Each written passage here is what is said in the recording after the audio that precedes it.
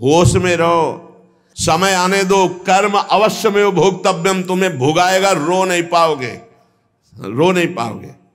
यहां जो आप कर्म कर रहे हैं वो आपको भोगने पड़ेंगे, अच्छे या बुरे। बिना भोग के ये नष्ट नहीं होते। एकमात्र उपाय है, जैसे आपको वकीलों के द्वारा प्रमाणित कर दिया गया कि यहां के वकील है चित्रगुप्त, पूरी सीन सहित आपकी चेष्टाओं को अंकित किया जाता है, वो आपके मन में है, आगे प्रसंग आएगा। और जज हैं यमराज, धर्मराज जी, और दंड अधिकारी हैं यमदूत, और दंड विधान जहां होता है उसे कहते हैं नरक। तो जैसे यहां जज ने कानून से अपराध करने वाले को दंड दे दिया, जाओ तुम्हें फांसी की सजा, राष्ट्रपति का अधिकार है, वो पूरा माफ कर सकता है। ऐसे ही राष्ट्रपति हैं भगवान श्री हरि। अहम त्वाम सर्व पापेभ्यो मोक्षयिष्यामि मा शुचा। अगर शुभ अशुभ कर्मों से बचना चाहते हो तो एकमात्र उपाय भगवान की शरण में होकर नाम जप करो, अन्यथा अवश्यमेव भोक्तव्यम कृतम कर्म शुभाशुभम। सुमति जी अपने पिताजी को बता रहे, यमदूत ने कहा महाराज, मृत्यु लोक में मनुष्य जो पुण्य और पाप करता है बारी बारी से उसे भोगना पड़ता है। बहुत ध्यान से सुनोगे तो आपको बड़ी सावधानी प्राप्त हो जाएगी। जो छोटी मोटी गलतियां आप हंसी खेल में करते हैं वो भी आपको दंड भोगना पड़ेगा। ये पाप और पुण्य बिना भोगे नष्ट नहीं होते कि आपने पाप कर दिया और दान दे दिया तो वो पाप कट गया, ऐसा नहीं है। पुण्य का अलग विभाग होगा, पाप का अलग विभाग होगा। अगर काट सकते हैं तो सिर्फ भगवान काट सकते हैं, भगवान का भजन काट सकता है, दूसरा नहीं। लाखों जन्मों में जो तुमने पाप और पुण्य किया है, जो एकत्रित है, उसका नाम है संचित कर्म। संचित पाप और पुण्य, और उससे जब मनुष्य शरीर मिलता है या जो शरीर मिलता है उससे जो हिसाब निकाल करके कुछ पुण्य और कुछ पाप, उसे प्रारब्ध भोग कहते हैं। फिर यहां कर जो नवीन कर्म किया जाता है उसे क्रियमाण कहते हैं। मनुष्यों के लिए जो उनका जमा हुआ पाप और पुण्य है वो अंकुरित होकर बढ़ता रहता है, ब्याज दर ब्याज। बहुत दुर्गति होती है, इसीलिए बहुत जन्म हम भोगे तो भी अपने संचित कर्म को नहीं भोग सकते। जैसे बीज मिट्टी और जल की आकांक्षा करता है तभी वो उत्तम वृक्ष रूप धारण करता है, ऐसे ही पाप और पुण्य उसे प्रेरित करके पुनः पाप करवाता है, प्रेरित करके पुण्य पुनः पुण्य करवाता है। अगर पाप कर्म में रहती है तो पाप पर पाप, पाप पर पाप, और ये एकत्रित होकर वृक्ष रूप होकर समय स्थान वो निश्चित करेगा। पाप तुम्हें कहां दंड देना है, समय स्थान। बुरी दशा आने के पहले बुद्धि बदली जाती है, उसकी बुद्धि बदल दी गई। आप ना आवे आप पर ताई तहां ले जाए, वो वहीं ले जाएगा, उसी स्थान पर मारा जाएगा, उसी स्थान पर जो दंड उसे मिलना मिलेगा। जैसे आपने छोटा पाप किया तो आपके चलते समय पैर में कांटा चुभेगा और दुख होगा।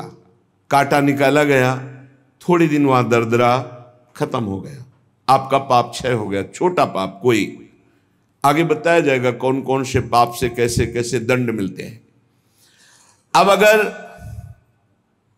आपसे थोड़ा बड़ा पाप बना है तो वही पैर में लोहे की कील बनकर चुभेगा, कांटे की जगह लोहे की कील, अधिक दुख होगा। और बड़ा पाप बना है तो खजूर का कांटा, बड़ा कील, ऐसे आपके पैर में चुभ। बिना पाप कर्म के कहीं भी किसी को कोई भी दुख नहीं हो सकता। सिर में दर्द होना, आजीवन पूरे जीवन सिर का रोग हो गया कि वो दर्द ही होगा 2-4 दिन में, 10 दिन में, पाप का कारण। अपथ्य भोजन, सर्दी सहन न होना, गर्मी सहन न होना, हर समय हृदय जलते रहना, पाप का लक्षण। भिन्न भिन्न पाप भिन्न भिन्न प्रकार के दुख देते हैं दीर्घ काल तक। शस्त्र और अग्नि आदि का भय ये पाप के कारण होता है। अनेक जन्मों के संचित पाप कोई इसी जन्म के केवल नहीं है, वो केवल मंडराते रहते हैं आकाश में दंड देने के लिए, समय इंतजार करते हैं। जैसे नरक में पड़े हुए जीव तुम देख रहे हो, घोर पाप का फल भोग रहे, केवल दिखाया गया था नरक। जानते हो किस बात से? कल याद होगा, सुमति जी ने पानी पीने जाने वाली गौओं को वैश्य कुल में 7वें जन्म में जन्मे जब थे, तो उन्होंने उनको नहीं पीने दिया। इसके अपराध से उनको नरक दिखाया गया था। तो वो यमदूतों से प्रश्न करते जाते हैं और उनका उत्तर यमदूत देते जाते हैं। ये जो तुम देख रहे हो तड़पते हुए जीवों को नरक में, महापापी लोग हैं, अपने पाप का फल भोग रहे हैं। जब कोई पुण्यात्मा होता है तो स्वर्गलोक में जाता है, देवताओं के साथ रहता है, गंधर्व उसका गुणगान करते हैं, अप्सराओं का नाना प्रकार से सुख उठाते हैं। और जब पुण्य भोग क्षीण हो जाता है तो फिर यहां आकर के मनुष्य लोक में अपने कर्मानुसार जन्म लेते हैं। राजन, ये जो तुमने पूछा कि किस किस पाप से पापियों को कौन कौन सा नरक में दंड मिलता है, वो मैं बतला रहा हूं।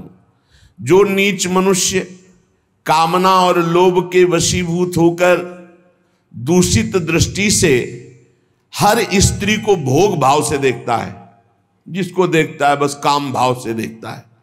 बोले जो दुष्ट दूषित भाव से माताओं बहनों को भोग दृष्टि से देखता है, तो यहां बड़ी बड़ी चोंच वाले वज्र के समान जिनकी चोंच ऐसे गिद्ध बार बार हजारों वर्ष उनकी आंखों को नोचते और खाते रहते हैं।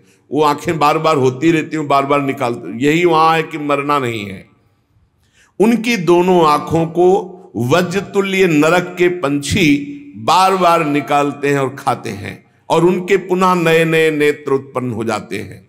इस पापी को पलक झपकने तक के लिए विश्राम नहीं मिलता, निमिष तक के लिए कि थोड़ा चैन मिल जाए, महान दुख होता रहता है। हजारों वर्ष तक उसको इस नेत्र दर्द पीड़ा भोगनी पड़ती है। और फिर जब मृत्युलोक में जन्मता है तो नेत्र रोगी पैदा होता है। वो यहां पैदा होगा नेत्र रोगी, या नेत्र ही नहीं है या नेत्रों में दिखाई नहीं दे रहा, कई तरह के व्यवधान, जिन्होंने नेत्रों का दुरुपयोग किया। अब जिन लोगों ने, जिनको तुम देख रहे हो इनकी जबान काटी जाती है, बार बार जबान नोची जाती है, ये वही लोग हैं जो शास्त्र का गलत उपदेश किए हैं, गलत अर्थ किए हैं, अपनी वासना की पूर्ति के लिए शास्त्र का गलत प्रयोग किए हैं, जो किसी को गलत सलाह दी है तो इनकी जबान बार बार छोटे छोटे हिस्से में तलवार से काटी जाती है। शास्त्र का उल्टा अर्थ बताया, उसकी जबान को वहां हजारों वर्ष काटा जाता है। खिलवाड़ नहीं, प्रश्न उत्तर कर देना। अगर आपका उत्तर गलत है तो आप नरक जाएंगे। प्रश्न करता तो आप पर श्रद्धा करके पूछ रहा है और आपने मनमानी उत्तर दे दिया और वैसा आचरण कर दिया तो उसको पाप नहीं लगेगा, पाप आपको लगेगा क्योंकि आपने आदेश किया है और आपकी दुर्गति हो जाएगी।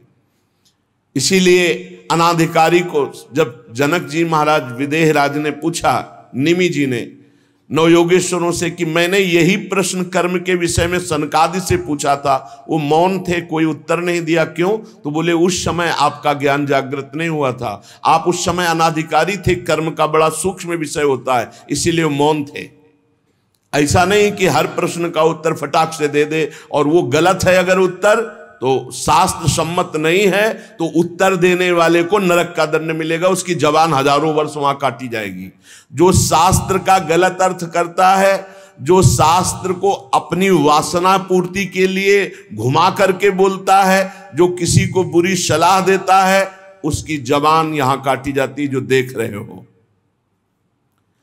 और हे सुमति जी, जो वेद की निंदा करते हैं, देवताओं की निंदा करते हैं, संतों की निंदा करते हैं, वैष्णव की निंदा करते हैं, गुरु की निंदा करते हैं, गुरु पर दोष दृष्टि करते हैं, गुरु को वक्र दृष्टि से देखते हैं, क्रोध दृष्टि से, उन सब को यहां भयंकर वज्र तुल्य वाले जिनकी चोंच है, ऐसे पक्षी गिरा गिरा करके उनके अंगों को नोचते हैं, जबान, आंख और उनके शरीर के अंगों को। जितने निमेष तक उनके द्वारा ये जिह्वा जनित पाप हुआ है, उतने 1000 वर्ष तक उनको पक्षी नोचते हैं। जो नराधम बिना दोष के दो मित्रों में फूट डाल देते हैं, एक दूसरे की चुगली करके, पिता पुत्र स्वजन में भेद पैदा कर देते हैं, और जो पुरोहित, बहुत ध्यान देने योग्य बात, अनुष्ठान का संकल्प लेता लेकिन अनुष्ठान पूर्ण नहीं करता, जजमान को क्या पता। जो पुरोहित जजमान से नियत संख्या ले ली धन और अनुष्ठान पूरा नहीं किया, या जो अपनी माता और पिता का अपमान किया, जो अपनी शरणागत, अपने अर्धांग विराजमान पाणिक ग्रहण की हुई पत्नी का विविध प्रकार से अपमान और शोषण किया, वो यहां आरे से चीरे जाते हैं 1000 वर्ष तक। दिखाया, देखो ये बीच आरे से आराम आराम से एक एक अंग चीरे जाते हैं। उस पुरोहित को भी दंड मिलता है, उस पुत्र को दंड मिलता है जो माता पिता का अपमान, उस पति को दंड मिलता है जो पत्नी का शोषण, उस पत्नी को दंड मिलता है जो पति से छल करती है। आप खुली आंख इनकी दुर्गति देख सकते हैं। जो दूसरों को कष्ट देने का स्वभाव बना लिया है, बातचीत चेष्टा से कष्ट ही देना है, जो दूसरों की प्रसन्नता में जलते हैं, जो दूसरों की घरों में, सोए हुए घरों में आग लगा देते हैं या फसलों में आग लगा देते हैं और उनको प्राणांतक कष्ट देते हैं, उन अधम पापियों को यहां जलती हुई आग में जलाया जाता है। तुम देख लो, तपती हुई बालू डालकर उनको भूना जाता है और यहां आग में उन्हें जलाया जाता है।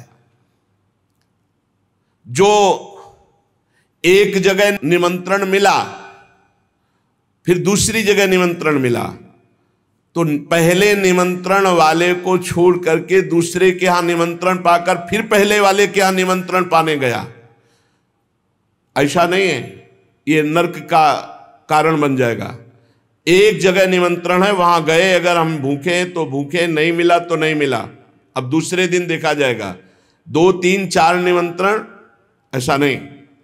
जो ब्रह्मर्षि किसी देव कार्य के लिए, पितृ कार्य के लिए यजमान के द्वारा निमंत्रित किया गया और वो दूसरी जगह भोजन कर लिया, दूसरे निमंत्रण को स्वीकार करके फिर उसके यहां भोजन करने गया, तो उसको यहां नरक में 2 टुकड़े करने वाला दंड मिलता, बार बार उसके 2 टुकड़े। ये बार बार बहुत जगह भंडारा, बहुत जगह निमंत्रण, ये ऐसा नहीं है। सिद्धांत है, तुम भूखे हो तो एक जगह चले जाओ और अपना पेट भरो, भजन करो। ये नहीं कि 5 जगह चले गए तो खूब दक्षिणा 5 जगह की मिली तो सुन लो। ये तस्मा शास्त्रम प्रमाणम, ये शास्त्र है, मनमानी नहीं। पहले ऐसा कभी ब्रह्म ऋषि जन नहीं करते थे। 5 घरों में भिक्षा मांग लो, या निमंत्रण है तो एक जगह जाके पेट भर लो जो रूखा सूखा मिले। ये 14 जगह भंडारा, 14 जगह निमंत्रण, तो उसकी व्यवस्था है। ये नरकगामी बना देगा, बुद्धि भ्रष्ट हो जाएगी। जो सदैव कड़वी बातें बोलकर लोगों के दिल पर चोट पहुंचाते रहते हैं, कुछ लोगों का ऐसा स्वभाव होता है, जब बोलेंगे तो हृदय की पीड़ा प्रकट हो ही जाए, ऐसा उनका है। ऐसे हैं वो, ऐसे बोलते हैं कि अत्यंत पीड़ा दे। ऐसा करने वालों को यहां के पक्षी टूट पड़ते नरक में लाते हैं, नोच नोच करके उनको खाते हैं। जो यहां किसी की चुगली करता है, उसकी जिह्वा तेज छुरे से बार बार ऐसे ऐसे चीरी जाती है, फिर पूरी हो जाती है, फिर चीरी जाती है। जिन्होंने उद्दंडतावश अपने पूज्य जनों का अनादर किया, उनको मारा, पीटा, गुरुजनों को, अपने गुरु को, माता को, पिता को, बाबा को, पितामह को, ये पूज्य जन है, ये गुरु के समान पूज्य है। जो अपने गुरुजनों को, पूज्य जनों को अनादर करता है, दंड देता है, मारता है, पीटता है, वो देखो ये कुंड बने हैं विष्ठा के, पीब के और मूत्र के। मूत्र का कुंड, विष्ठा का और पीब का, नीचे करके मुख उन्हीं कुंडों में डाल दिया जाता है, ऊपर से पैक कर दिया जाता है। हजारों वर्ष वही खाओ वही सड़ो, कितना भयानक कष्ट है। नीचे के मुख करके उसमें डाल दिया जाता है।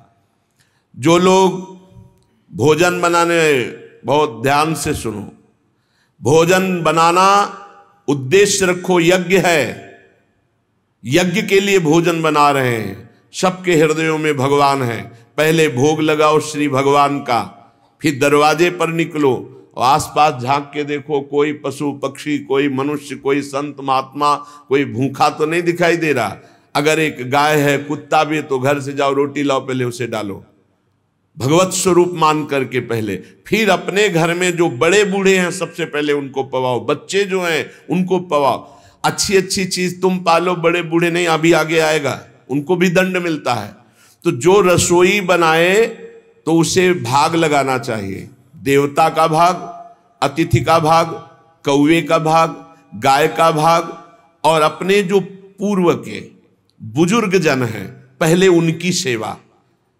अच्छा, जो भी रसोई बने, भगवान का भोग लगाया, दरवाजे तक गए, अतिथि को देखा, एक गौ के लिए ग्रास निकाला, एक कौवा पक्षी आदि के, जरूर जरूर ये नहीं निकालोगे तो पाप है। गीता जी में कहा जो अपने लिए पका के पाता है वो पाप पाता है। तो जो अभ्यागत, अपने बुजुर्ग और अतिथि, अब कोई साधु महात्मा आया, माना कोई भी हो, वो दरवाजे में पुकारा, राधे श्याम, आप छुप नहीं सकते, आपको निकलना पड़ेगा। हाँ राधे राधे, क्या चाहिए, क्या सेवा करूं आपकी? आप जल पिएंगे, आप भोजन पाएंगे? नहीं मुझे पैसा चाहिए। वो नहीं दे सकता, खत्म खेल, आपका आदर हो गया। आप मृदु वचन में इतना तो बोल सकते हैं, राधे श्याम, आप इतना बोल सकते हैं, आप जल पिएंगे, आप रोटी पाएंगे, भोजन प्रसाद पाएंगे। नहीं मुझे रुपया चाहिए, नहीं मेरी श्रद्धा नहीं, मैं नहीं दे सकता, सामर्थ्य नहीं है, श्रद्धा नहीं है, कुछ भी आप कह दो उस पर चलेगा, पर आपको निकलना चाहिए। यदि आप छुपे रहे हो, आपके कान में आवाज आई आपके दरवाजे से भिक्षुक वापस जा रहा, तो आपके सुकृत नष्ट हो जाएंगे और आपको पाप लगेगा। ये धर्म है, अतिथि देवो भव। देना ना देना वो आपके ऊपर की बात है, लेकिन मृदु वचन, जल और भोजन, ये तीन तो प्राय सब, नहीं कुछ है एक फल दे दे। अगर वो कहता है मुझे भूख लगी है, तो आप वहीं गेट के बाहर बैठिए, परिचय नहीं है इसलिए, घर में जो सदस्य पुरुष वर्ग का, उससे 2 रोटी भेज दीजिए। जो दुष्ट आए हुए अतिथि का अपमान कर देता है, अतिथि देवो भव, बड़ी महिमा है गृहस्थ धर्म में अतिथि सेवा, साधु सेवा की, उसे यहां पीब चाट चाट के पवाई जाती है नरक में, उनका बुरा हाल होता है। बहुत सावधानी, इसीलिए धर्मात्मा पुरुष एक एक कार्य को बहुत धर्मपूर्वक, जो यहां दूसरे के भाग का अपहरण कर लेते हैं,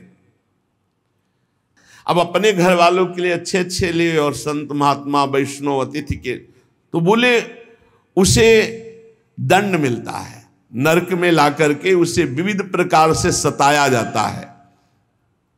जब कोई अर्थार्थी शरणागत तुम्हारी शरण में आ जाए और तुम उसके साथ धोखा करो, तो यहां भी दंड मिलेगा और वहां भी दंड मिलेगा।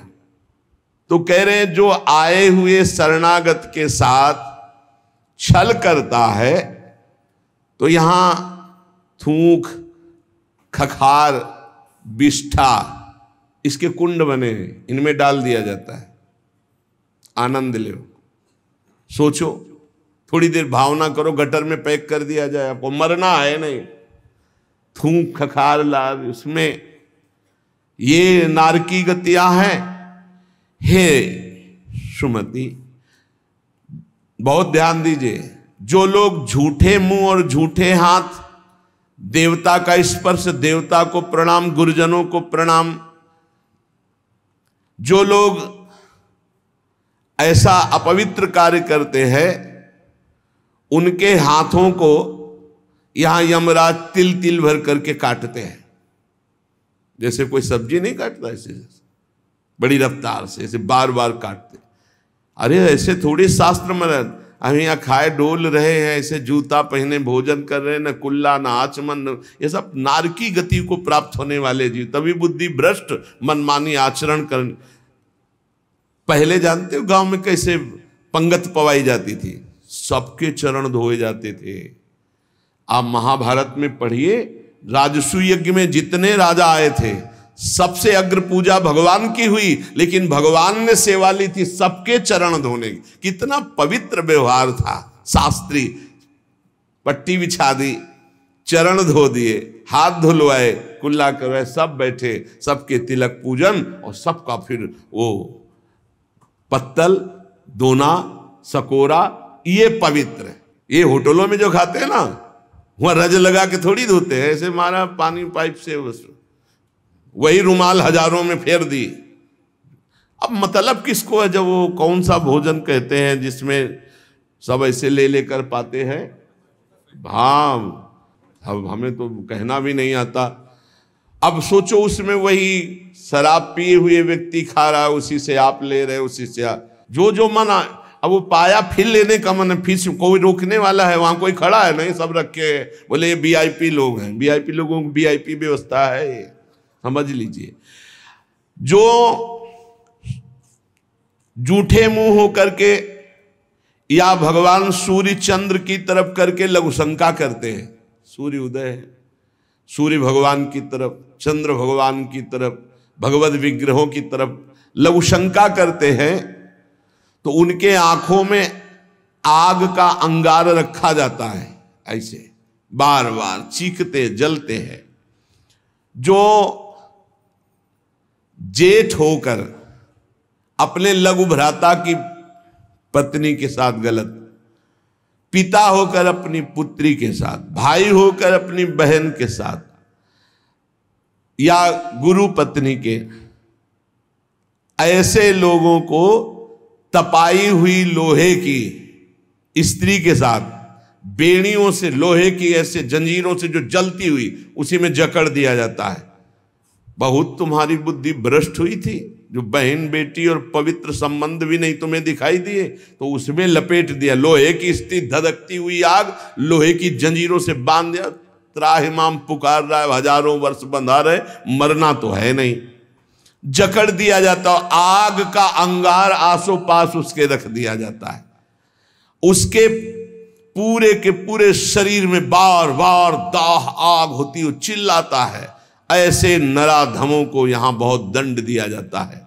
यमदूत कहते हैं, जो अपने कानों से गुरु की निंदा सुनता है, जो अपने कानों से वैष्णव जनों की निंदा सुनता है, जो दूसरों की निंदा सुनकर के हर्षित होता है, ऐसे पापियों को यमदूत जो लाते हैं यमराज के, वो तपाया हुआ लोहा उनके कानों में डाला जाता है। बार बार तपाया हुआ लोहा, बार बार। गुरु निंदा सुनी, संत निंदा सुनी, वैष्णव निंदा सुनी, सुनने वालों को, और बड़े हर्षित होते। जब किसी की निंदा होती ना, तो कुछ लोग ऐसे हर्षित होते जैसे उनको सम्राट पद मिल रहा हो। अरे पर निंदा के कीते आवत नहीं कछुआत, मूर्ख पर्वत पाप को ले चल अपने साथ। यहां विलाप करते हैं, पर यहां यमदूत स्वयं कह रहे हैं, हम लोगों के हृदय में दया तनिक भी नहीं है, और क्रोधित होकर उनको और कष्ट देते हैं। जैसे वो विलाप करते हैं तो क्रोधित होकर और कष्ट देते हैं। जो देव मंदिर में जमीन लगाई गई या किसी ऋषि मुनि को दान में दे दी गई, या कोई सभा भवन है सार्वजनिक, जो इनको तुड़वा कर उनकी जमीन हड़प लेते हैं, उस जगह अपना निवास स्थान बना लेते हैं, उसका प्रयोग करते हैं। यहां यमदूत उन्हें ला करके धीरे धीरे उनके शरीर की खाल उदाड़ते हैं। पूरी उधल गई, फिर शरीर में नई खाल, फिर धीरे धीरे होश में ये नहीं कि देवालय की लगी हुई संपत्ति का प्रयोग कर लिया या देवालय को विध्वंस कर दिया या सभा भवनों को विध्वंस करके अपने लिए अपना कब्जा, तो फिर ये वो चीखते चिल्लाते पर यहां दया नहीं है। जो गौ के स्थान में, पवित्र स्थान में जल में मल त्याग करते हैं, जैसे नदी है, कोई सरोवर है या गौशाला है या देवालय है, उसकी सीमा में मल त्याग करते हैं। यहां के बड़े बड़े कौवे जिनकी लंबी चोंच होती, उनकी गुदा द्वार से आते खींचते हैं बार बार, बहुत होश में। ये शास्त्र सुने नहीं जाते, इसलिए मनमानी पापाचरण होते हैं। जो जहां मनाया वहां, जो अपनी कन्या को रकम दे के बेचते हैं, बेचना होता है कि हमको इतना ऐसा, एक से बेचा फिर दूसरे के साथ बेचा, उसको यहां लाया जाता है और उसके शरीर में बड़े बड़े घाव किए जाते हैं और फिर नमक की नदी है, उस नदी में डाल दिया जाता है। वो मात क्लेशित हजारों वर्ष। जो मनुष्य विकट संपत्ति और वो समस्या ही नष्ट हो गई, पुत्र, भृत्य, पत्नी, बंधुवर्ग और बुजुर्ग जन, किसी का त्याग कर देता है विपत्ति आने पर और अपना पेट पालन करने लगता है, इनको छोड़ देता है।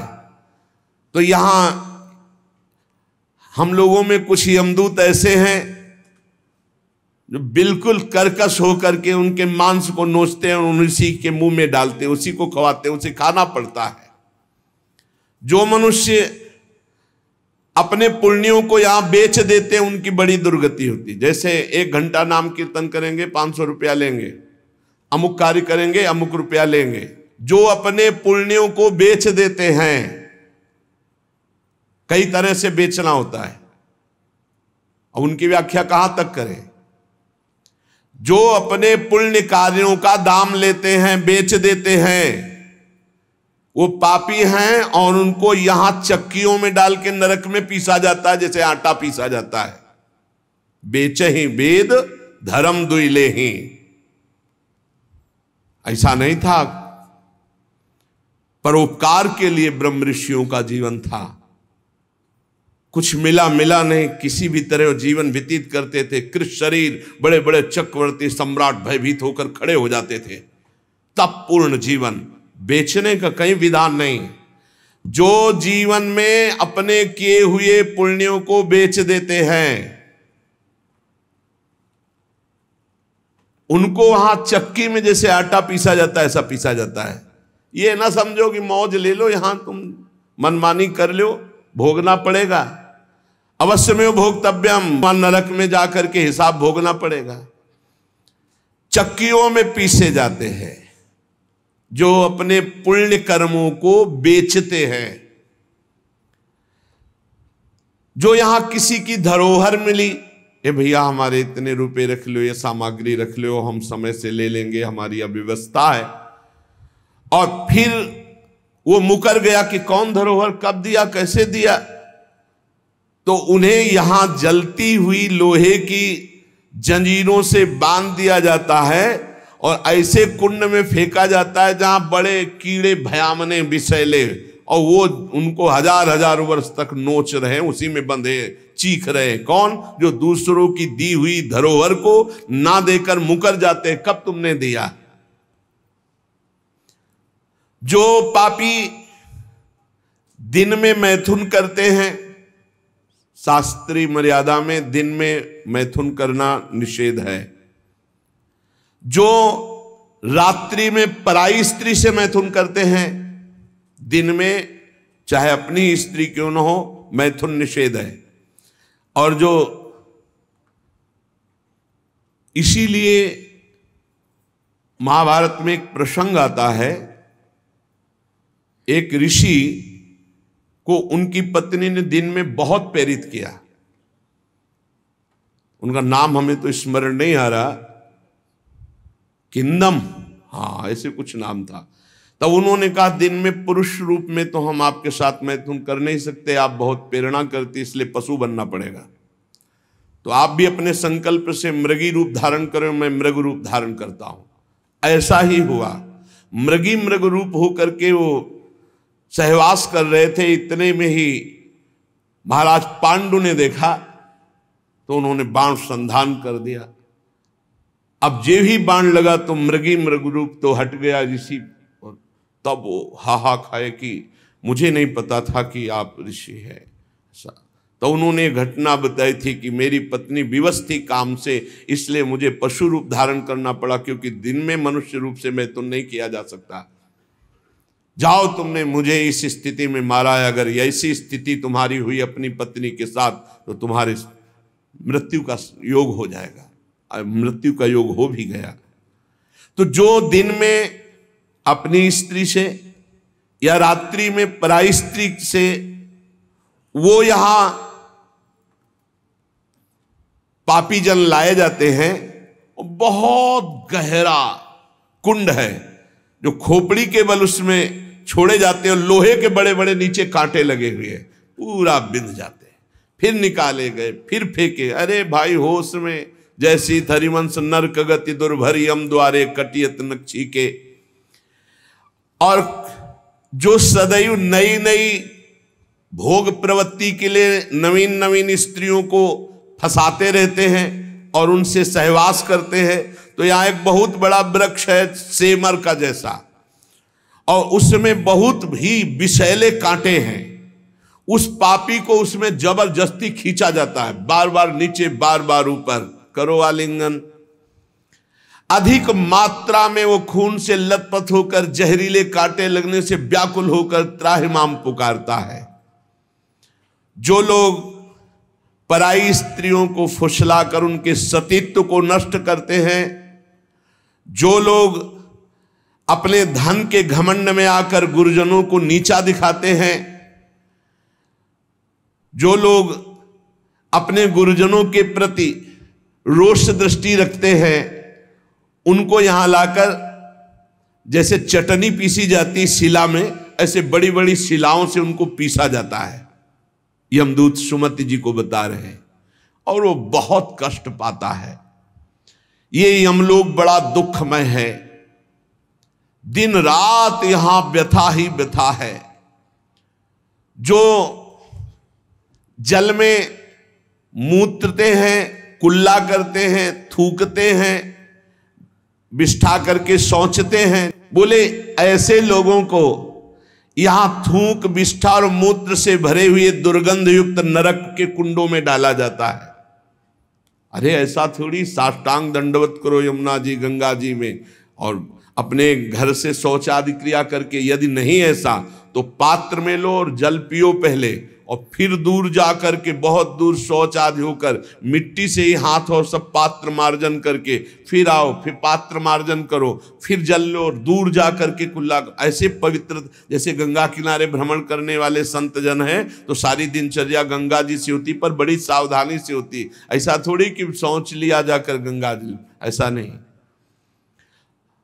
जो इस लोक में दूसरे का मांस खाते हैं, बहुत सावधानी से, दुर्गति होती, पक्का दुर्गति होती है। मांस खाने वाले ध्यान से सुन ले, पूर्व में जो किसी भी पशु का मांस खाते हैं उनको तो पहले नरक का दंड मिलेगा, फिर वही पशु बनेंगे, वैसे काटे जाएंगे। और जो ज्यादा पशुओं का मांस काट के खाते हैं तो उनके घर में घटना भी हो जाती है, कोई न कोई विनाशकारी घटना घटेगी कि इन मांस खानों वालों के परिवारों का बहुत बुरी तरह नाश होगा। और जब ये मरेंगे तब नरक जाएंगे, और फिर जब जन्मेंगे तब ये फिर वही बकरा बकरी बनेंगे, ये काटे जाएंगे। होश में रहो, समय आने दो, कर्म अवश्य में भोक्तव्यम, तुम्हें भुगाएगा, रो नहीं पाओगे, रो नहीं पाओगे। जो यहां दूसरों के मांस को खाते हैं तो बड़े बड़े हाथियों से उनको पहले कुचलाया जाता है, चिरवाया जाता है, फिर कोल्हू में पेरा जाता है। बढ़िया आनंद लो। यहां जो कर रहे हो इसका बहुत लंबा हिसाब होगा। लोग सोचते हैं कि ये गप है, 5 मिनट में हिंसा की आजीवन कारावास, लाखों जुर्माना। तुम्हें यहीं से अनुमान लगा लो, यहां तो बहुत छोटा हिसाब किताब है, वो तो अनंत ब्रह्मांडों का हिसाब किताब है। आप विद्धास्तु यैर्वेदा वन्यास्य हिताग्नि भी ता इमे शैल श्रृंगाग्रात पात्यंदी धा पुनः पुनः। जो अपने पूर्वजों को पिंडदान नहीं देता, हवन नहीं करता, शास्त्र मर्यादा के अनुसार नहीं चलता, जो बिना पाणी ग्रहण किए व्यभिचार करता घूमता रहता है, ऐसों को बड़े बड़े ऊंचे पर्वत से नीचे खोपड़ी के बल फेंका जाता है। और जब नीचे गिरता है तो बड़ी बड़ी विषैली चींटियां चिपक जाती हैं, काटती है। अब और सावधानी की बात, जो पापी पुरुष के द्वारा दिया हुआ दान लेता है, स्वीकार करता है, पापी होश में ये रुपए की गड्डी नरक पहुंचा देगी। जो पापी पुरुषों द्वारा दिया हुआ दान लेते हैं, चाहे वो यज्ञ कराने के लिए, चाहे वो किसी भी कार्य के लिए, उन मनुष्यों को पत्थर के भवन में छोटे से ऐसे गैसील, बिल्कुल गैस ऐसी जहरीली, उसमें कीड़े की तरह उन्हें बंद कर दिया जाता, बाहर से कोई वायु नहीं, बंद। अब कितने हजार वर्ष, कितनी घबराहट है। अब सोचो, पत्थर के छोटे छोटे ऐसे भवन, उनमें गैस भरी हुई जहरीली, उसमें बंद कर दिया गया। दशांश लिया जाता धर्मात्मा पुरुष का, दशांश दान है धर्मात्मा पुरुष का, 100 मेहनत से कमाए। अब अगर तुम 10 रुपए दान कर दोगे तो बहुत बड़ी बात हो जाएगी। एक गरीब आदमी बड़ी मेहनत से अपना पेट पालता था, तो एक किसी व्यापारियों के संग में था। तो सब व्यापारी बड़े बड़े अपने अच्छे पदार्थ भोजन के, वो खिचड़ी लाया था घर से, कहीं यात्रा में था, और उसका नाम भोला भी था। भोला एक किसान आदमी, तो अपनी थाल में रख के पानी भरने के लिए गया, इतने में कुत्ता आ गया। एक कुत्ता खा, वो दूर बैठ गया, कुत्ते को खा दिया। सब व्यापारी उसका मजाक उड़ा रहे थे। फिर अपनी थाल ली, मांझ करके रख दिया, और जो जल था उसी को पी लिया। रास्ते में जा रहे थे, एक भयानक ब्रह्म राक्षस प्रकट हुआ। अलग अलग कोटि के प्रेत भी होते हैं, अब तो सबके होश उड़ गए। भोला एकदम सीधा आदमी था। ब्रह्म राक्षस ने कहा सबको मार देंगे हम व्यापारी। तो भोला ने कहा शुरुआत हमसे करो। तो उनका तुम्हारे ऊपर तो हाथ नहीं उठा सकते। क्यों? क्योंकि तुमने कभी बेईमानी नहीं की, धर्म से कमाए हो, और आज तुमने इतना बड़ा पुण्य किया कि भूखे थे, अपनी मेहनत की कमाई की खिचड़ी कुत्ते को खाने दिया। अगर वो पुण्य मुझे दे दो तो मैं ब्रह्म राक्षस योनि से मुक्त हो जाऊं, किसी को नहीं दंड दूंगा। तो उसने कहा कैसे दे दूं? बोले संकल्प करो कि आज की खिचड़ी जो कुत्ते ने पाई, उसका जो पुण्य हुआ मैं तुम्हें देता हूं, मैं अभी मुक्त हो जाऊंगा, नहीं सबको मार दूंगा इन व्यापारियों को। धर्म की कमाई का छोटा सा भी दान वो भगवान की भी प्राप्ति करा सकता है। दशांश धर्म के दान को कहा गया है, मेहनत की कमाई का फिर दशांश दान कहा गया। पाप कहीं दान नहीं होता, पाप कहीं दान नहीं होता, उसका विधान फिर ब्रह्म ऋषि बताते हैं कि आज तक किया, अब कभी पाप नहीं करेंगे, अब क्या करें, तो फिर उसका विधान वो बता देते हैं। ऐसा नहीं कि पाप करते जाओ, दशांश देते जाओ तो बुद्धि भ्रष्ट होती चली जाएगी। जो ये बहुत बड़ा अपराध है, उपकार करने वाले का अपकार कर देता है। कृतज्ञता, कृतज्ञ होना चाहिए। आपके लिए किसी ने उपकार किया, आपको आपका हित किया, आपके संकट में सहयोग किया, तो जीवन भर वो जब दृष्टि में आ जाए तो थोड़ा कृतज्ञ होना चाहिए। ऐसा नहीं कि उसका अपकार कर दो। जैसे गुरुदेव ने मंत्र दिया, उपासना दी, तुम्हारा उपकार किया। खोटी बुद्धि वाला जो कृतज्ञ नहीं रहता, उसको यहां तप्त कुंभ नामक नरक में गिराया जाता है। ये बहुत दुख देने वाला है, ताप ही ताप। और इसमें 80 पत्रवन नरक में जैसे तलवारें हैं, ऐसे किनारे किनारे तलवारें हैं। जिधर ये होता उधर तलवार घुसती, बार बार इसको पीड़ा होती है। फिर उसे अगले कालसूत्र नामक नरक में डाला जाता है। विश्वासघाती, गुरुद्रोही, मित्रद्रोही, इनका उद्धार बहुत मुश्किल होता है। ये यहां नरक में भोग करके भी जब जन्म लेते हैं तो कोढ़ी, दुष्ट स्वभाव वाले, सर्प आदि ऐसी योनियों को प्राप्त होते हैं। यहां जो किसी का सोना चुरा लेते हैं, यहां जो शराब पीते हैं, उन महापापियों को यहां लाया जाता है, और जो शराब पीते हुए गला हुआ लोहा उनको पिलाया जाता है। ए भैया, शराबी जो पिए हो तो बंद कर दो आज से, नहीं आगे इंतजाम कुछ और है। हाँ, जलता हुआ लोहा पिघलता हुआ पिलाया जाएगा, मरोगे है नहीं, बहुत होश में। स्वर्ण की चोरी करने वाले को वैसे ही स्वर्णिम आग के ऊपर फेंक दिया जाता है, भुनो सारे। यहां कोई मानता नहीं, कहते सब झूठ है, भोगोगे तब पता चलेगा तुम्हें। और ऐसे लोग जब नरक से लौटते हैं तो उनको यहां भारी भारी घृणित बीमारियों से पीड़ित होना पड़ता है। राजन, जो नीच, अपवित्र, पापी पुरुष है, वो जब दूसरों से दान लेता है तो नरक में जो बताया गया वो भोग भोगता है। यहां जन्म लेता है गधे का, गधा बनता है। 2 ईंट देखते रहो आराम से। किसको? जो पतितों से, पापियों से दान लेता है, वो न ऊपर तो सुना दंड, और जब मृत्यु लोक में जन्मेगा तो वो गधा बनेगा। चाहे कोई भी हो, तैयार रहो पीठ मजबूत करके ढोने के लिए भार। जो अधिकारी नहीं है, पतित है, उससे जो पैसे के बल से पूजा करवाता, यज्ञ करवाता है, उस द्विज को जब नरक जाके पहले भोगेगा और फिर लौटेगा तो विष्ठा का कीड़ा होना पड़ेगा। जो पैसे के बल से पतितों को भी, हाँ आओ पूजा कर ले, आओ यज्ञ करवा देते हैं तुम्हारी, नहीं पहले जजमान का परीक्षण होता है, अधिकार होता है। ऐसे द्विज को नरक से लौटने पर विष्ठा का कीड़ा होना पड़ता है। जो अपने गुरुदेव के साथ छल करता है, अहंकार करता है, कपट करता है, उसे पागल कुत्ते की योनि मिलती है। उसे नरक भोगने के बाद पागल कुत्ते की योनि मिलती है।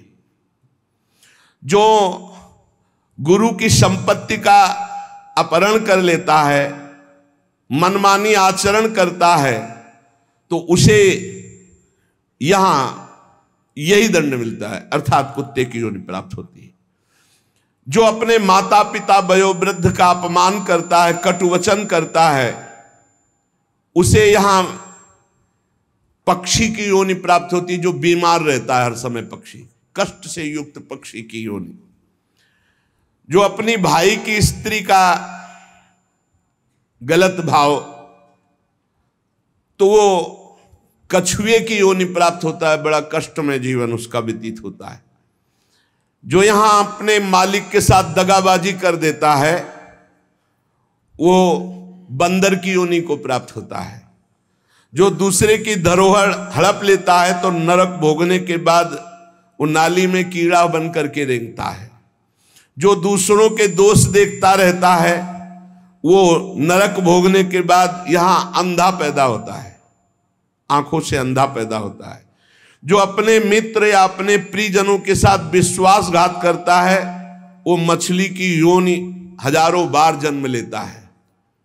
जो मनुष्य यहां जौ, तिल, धान, अन्न इसकी चोरी करता है या अनाज के खेतों में आग लगा देता है, वो नरक भोगने के बाद यहां नेवला और चूहे की योनि प्राप्त करता है। जो पराई स्त्री के साथ संभोग करता है, उसको नरक भोगने के बाद यहां भेड़िया बनाया जाता है। जो पराये पुरुष के साथ संभोग करते हैं, वो वहां नरक भोगने के बाद यहां कुतिया की योनि प्राप्त होती है। कुत्ता, सियार, बगुला, गिद्ध, सांप, कौआ, इन योनियों में क्रम से जाता है जो पराई स्त्री और पराय पुरुष के साथ संभोग करता है। इसे मनोरंजन मत समझो, खिलवाड़ मत समझो।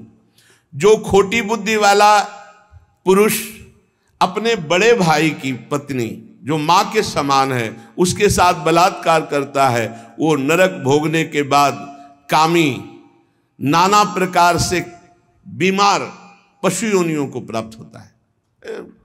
कई प्रकार के कष्टों से उसका जीवन युक्त है।